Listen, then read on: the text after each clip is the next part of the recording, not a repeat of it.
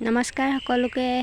আজি পুনৰ কেইখনমান চাদৰ লৈ আনিছোঁ আৰু এইকেইখন কি চাদৰ ধৰিব পাৰিছে নিশ্চয়। এইকেইখন হৈছে কেঁচা সূতাৰ চাদৰ, কেঁচা সূতা যিবিলাক মাৰ দি লগোৱা হয় তেনেকুৱা।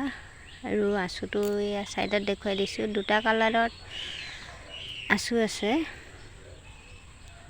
ইয়াৰ যথেষ্ট আঁচুটো ডাঙৰ আৰু চাদৰখন মেলি দেখুৱাইছোঁ, তেতিয়া আপোনালোকে অনুমান কৰিব পাৰিব কিমান বহল দীঘল। যথেষ্ট বহল আৰু দীঘলো হয়, সকলো মানুহে ধুনীয়াকৈ ল'ব পাৰিব। আৰু ছাইডত মই অলপ ওচৰৰ পৰা ভালদৰে দেখুৱাই দিছোঁ।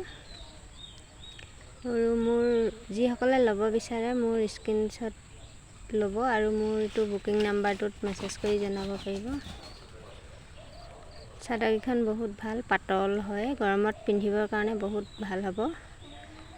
বেছিকেইখন নাই, এইকেইখন 8খন আছে আৰু যিসকলে ল'ব বিচাৰে সোনকালে যোগাযোগ কৰিব।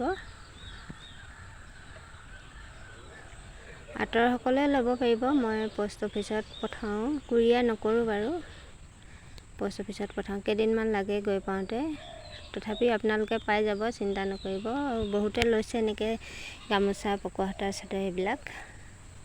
আৰু আজি অকণমানি ভিডিঅ'টো ইমানেই আছিল। সকলোকে ধন্যবাদ।